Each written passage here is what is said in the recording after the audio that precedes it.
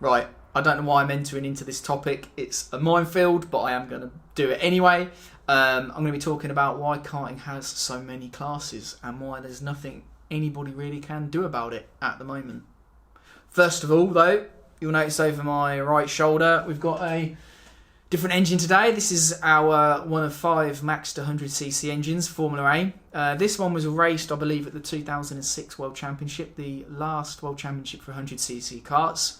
But that wasn't its most significant race, because this raced at the first round of F100 at Rye House in 2010, late 2010, when we introduced F100 and started to revive 100cc racing back in the UK. So, yeah, it's quite a significant little bit of history, and it is water-cooled.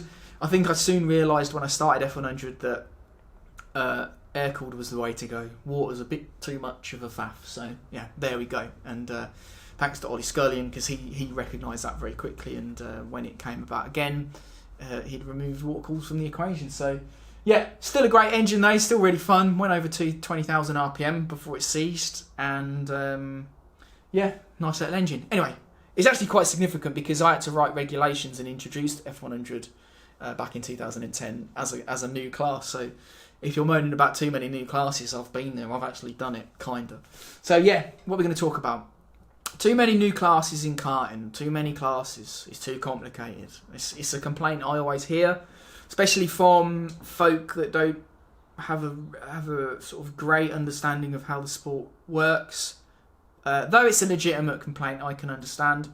It's a complaint I often hear from car racing people, team bosses and so on, which I find entertaining because explain to me how car racing works. You know, I mean, you have single-seaters, then you have single-seater historic racing, then you have tin tops, then you have prototype racing, and each one of those is divided into tens and tens of different classes and subclasses. So anybody in car racing says karting is too complicated, I think you need to take a look at your own sport. But anyway, I digress. So kart racing, why does it have so many classes, and what does it all mean? I think we have to understand the structure of karting, where it was maybe in the late 80s and where it is now, and have a sort of good comparison. So generally speaking, I think karting used to be like, I guess, motocross is now. So if you're familiar with motocross, you don't have any single make classes, not that I know of, like we're doing in modern kart racing. And generally speaking, there's a sort of single set of technical regulations which govern what products people can race and what manufacturers can build to. So yeah, I think MX1, I'm going to get my note here. So MX1 is for basically any two-stroke bike up to 250cc and any four-stroke bike up to 450cc. MX2 is any two-stroke up to 150cc and any four-stroke up to 250cc, right? That's the basic kind of overview of the regulations, though of course you can, if you want to read them a bit more specific, feel free. Those regulations are from the ACU motocross standing regs, right? Very basic, very easy to understand. If you're a bike manufacturer, if you want to sell bikes to the market, you have to build a bike to those technical regulations, right? That's a rough overview, right? Makes sense, and that's how you go racing, right? If you're a competitor, I know there are other classes like open and stuff like that, but that's the sort of class structure that you see everywhere, from clubs to national to international. And kart racing was very similar back in the 80s, right? When it was a lot less complex in the size of the class structure, right? So in the late 80s, you had 100 Britain, 100 national, and 100 international. The very basic kind of overview. I know we can really get into the nitty-gritty, but the basic technical regulatory overview was manufacturers had to build an engine that adhered to the technical regulations set out by the international and national governing bodies, and they were basically any 100cc engine, direct drive, and that was it, really. There was some sort of, technicalities about years of homologation and so on, but it was relatively simple. Okay, you started karting, you probably did 100 Britain, and you'd maybe buy a TKM, or you'd buy a Rotax DSB, or a TT27 IME, right? Different engine manufacturers, different engines, but they all were built to the same technical regulations. So you're all racing to the same technical regulations, right? And that was the kind of the sport. You had gearbox karting as well, which was similarly structured, though I'm not an expert on that. Okay, so that's a basic look of the sport in the 80s. And then what happened was the ABKC, I believe, the Association of British Kart Clubs, or an organisation similarly structured, introduced a tender for a class that was single make and had to have increased reliability, because at the time 100 Britain, as simple as it was, for some competitors it was quite taxing, because it needed the engines needed to be rebuilt quite frequently, right? So they decided that, and with the different manufacturers and different tuners, they felt that it was just too complex for the competitor to be able to compete properly. So they said, right, we're going to introduce a single make class, more reliable, easier for the competitor to get involved with and go karting. Little did they know that it would be the seed of, the multiple class structure branch, right?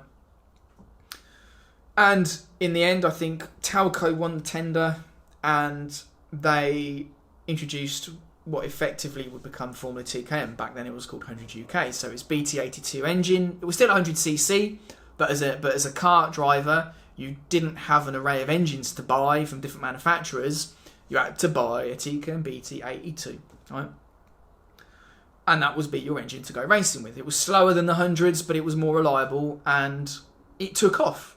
A lot of people did it. It really was the beginning of the end of multiple manufacturer racing in the UK. And yeah, Formula TKM took off, was a huge success. But through the 90s, 100cc racing, when I say 100cc racing, I mean sort of multi-manufacturer, single technical regs racing, was still relatively popular. And then Rotax, who were a very successful 100cc engine manufacturer, came in and they introduced the Rotax Max and FR125, which was basically a road-derived engine. But unlike the Formula TKM, it was water-cooled, it had a starter motor, a battery, engine life was upwards of 20 hours, and it was fast. It's 28 horsepower, it was a lot faster than a TKM, and it was the equivalent speed of 100, right? Now, I love 100cc karts, that's my passion, but on paper, the Rotax was an irresistible proposition for a lot of kart drivers. They were fed up of having to fork out for rebuilds and the pressures of tuning, and the Rotax was one engine, and it was fair racing. Right? Whether that is actually true or not is debatable, but that's another subject for another video, but I'm just explaining the way the market worked. So a lot of people went into that. So at this point, we're in late 90s, you've still got 100 racing, still exists, because it's the elite of the sport still, right? It's still got that thread to the World Championship, it still means something, right? Still exists, but not as strong as it used to be, right? Then you've got Formula TKM and you've got Rotax Max. Of course, there was probably other classes at the time, but this was a sport that had taken one sort of class structure and it had been split into at least three at this point. And into the 2000s, off the back of an announcement from the FIA that they were going to introduce four-stroke racing, Talco, who were building the class regulators for TKM, they introduced the four-stroke engine. So that split TKM into two. So now you've got Formula TKM two-stroke, Formula TKM four-stroke, right? So it's another class in the mix. Though that never really worked on a club level, they had a national grid, right? And it wasn't just that. You had, as you went through the 2000s, we had an introduction of the Billand and the Suter four-strokes. So that had its own series, so we had another split. And on the two-stroke side, we had Birrell introduced the Easy Kart, Rotax then introduced the RM1 product, which was... So these two products weren't just single-make engines, they were single-make engine and chassis. So this introduced another kind of branch into the tree of karting, okay? So as you can see as I'm talking, you can see how, the sport started to split apart. Because these manufacturers, and at the time IME had the Leopard, though they weren't quite as quick as Rotax on, single make racing, they were sort of just reacting to what Rotax were doing. So the Leopard, the IME, got lumped in with the sort of tag racing in America, which was kind of a deviation of multi-make racing, where you're not racing engines that are built to a single technical spec. You're just sort of trying to group a load of different weird engines together and racing them under one umbrella. It's a bit kind of strange, but you can see how easy this sport just branches off, right? So IME are introducing that, Vortex are introducing the Rock, and over time they start getting into gear, realising that they've got to promote these engines just like Rotax, because you've got to remember at this time Rotax had then left the international scene, so they stopped building engines for the international racing. They went full in, single make, this is what we're going to do now. And obviously IME and Vortex and other manufacturers saw that this market of 100cc racing was shrinking, so they had to start introducing their own products, right? Because otherwise they're going to go out of business. And that's the first thing that I'd like to address is you can't blame manufacturers for trying to stay in business, right? If you race in a single make class, okay, Rotax, TKM, X30, and you moan about there being too many classes, you're implicit in that. You are responsible for that because your demand, your need for that kind of racing encourages manufacturers to introduce new classes because it's the only way they're going to sell engines, right? So that's where we arrive to today, okay? Engine manufacturers realising that they can't rely upon this diminishing market of multiple manufacturer elite racing under a single set of technical regulations. So they have to introduce new classes, new products to the market, okay? Because, and we've now seen it in gearbox racing as well. Even though I think it was like two decades ago, we had the Europa class, which was a single spec gearbox class. It wasn't until IME and Vortex and I guess Rotax with the DD2, previously the RM1, started to introduce single make racing to the gearbox scene, which is to me really strange because gearbox cars tend to be more old school, more appreciative of kind of multiple manufacturer racing, right? So I've explained why karting branched off as best I can. If you're still with me, thank you. It's a bit of a journey, okay? So I want to explain why it would potentially be very difficult to reverse that trend, okay? Firstly, you have the market forces, right, which encourages the splitting of the sport, okay, into these multiple branches. Then you have the regulatory structure. So the MSA, or Motorsport UK, as it is now, would regulate the classes like 100 Britain because they would be the people that published the regulations that manufacturers had to build specifications for, right? Like they do now with the chassis regulations, okay? So the problem that they have is if they were to eradicate all of the classes from the sport, because of the way that karting works and that IKR, independent kart racing, is now an established thing, they could see themselves lose karters to IKR, right? So they're in a bit of a tricky position. They can't be too heavy-handed at the moment because while they do have a dominant position, they don't have an absolute monopolistic position where they can dictate exactly how the market is going to function, right? So if they said, right, you're all racing X30s tomorrow, Jag and Rotax conceivably could go, right, we're going to set up our own IKR series, exactly like Super 1 did when Motorsport UK set up their British Championships and muscled out Super 1. Super 1 didn't disappear, it carried on, but as an IKR championship, right? And the second problem they've got is if you're trying to understand the law, it's actually quite difficult for a governing body to withhold products from the marketplace if they have a dominant position within the marketplace, okay? So I'm going to bring up on screen now. This is Article 102 of the Treaty on the Functioning of the European Union, okay? It basically states that any abuse by one or more undertakings of a dominant market position with the internal market or in a substantial part of it shall be prohibited as incompatible with the internal market insofar as it may affect trade between member states. Section B here states such abuse may in particular consist in limiting production, markets or technical development to the prejudice of consumers. Okay, right. EU law. Whoa, great fun, right?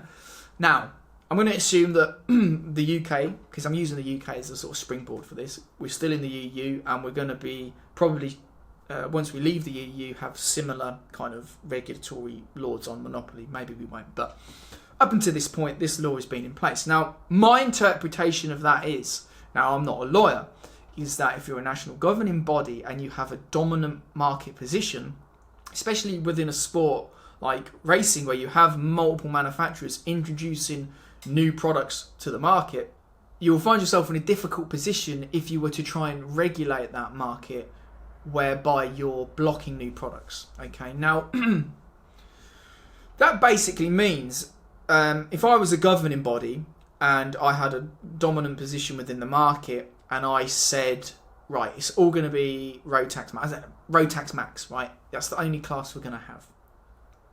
I would expect very quickly to have a letter on my table from a rival manufacturer's lawyers saying that I can't do that. I can't abuse my position within the market to block products to consumers, especially if those products are marked improvements. Now, kart racing has had now a history of introducing new products to the market which are kind of perceived as improvements, longer engine life, etc., right?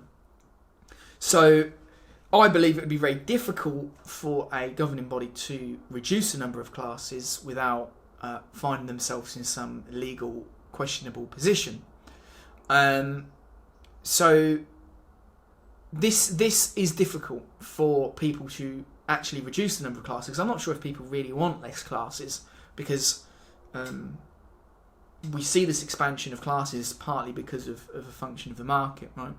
So that's where we find ourselves in. The manufacturers need to sell engines, and the only way they sell engines is single make racing now. And you have a regulatory structure for business that will make it difficult for governing bodies to limit access to that market. So what's the answer? Okay. The answer is that I believe that the only way, if I was a governing body, the only way I could probably adhere to the law is to only have multiple manufacturer racing. Like say senior OK, because that's the one of the class at the moment that's the the FIA class. And you say, look, I'm not stopping a manufacturer bringing a product to market. These are the technical regulations, and you can build an engine, and you can go and race it if you wish. I'm not blocking you. Okay, that's kind of the only way I think you could work around this kind of this structure, this law, as the way I interpret it. Okay, but if you're a person that doesn't want to race in that kind of environment, and you race single make, you know, you've put yourself in that position of if you wanna have less classes, you have to race in a different way. You have to race like they do in motocross and other series, and that's just unfortunately that's the way it is. I don't think there is an answer that could in today's market be conceivably possible. The electric karting thing is going to kind of be interested to see how that unfolds. But in terms of karting having too many classes, one, there's a lot of classes, but not as many as car racing and sim racing. If you want to go that deep, I mean, if you want to know about complexity. And two, if you do race single make, unfortunately, you ain't really got a leg to stand on if you think there's too many classes, because you are the reason that there is too many classes. Race multiple manufacturer if you want to encourage, less classes, because if the manufacturers can only build for one class rather than create another class, then you would see less classes. But I understand the way the market works, and it's not as simple as that. And I don't think that particular side of karting will ever come back. But it's kind of more of a philosophical answer than an actual practical one. Anyway, yeah. Thanks for watching. That's my view on the subject. If you've got one, please share it. And yeah, we'll see you soon.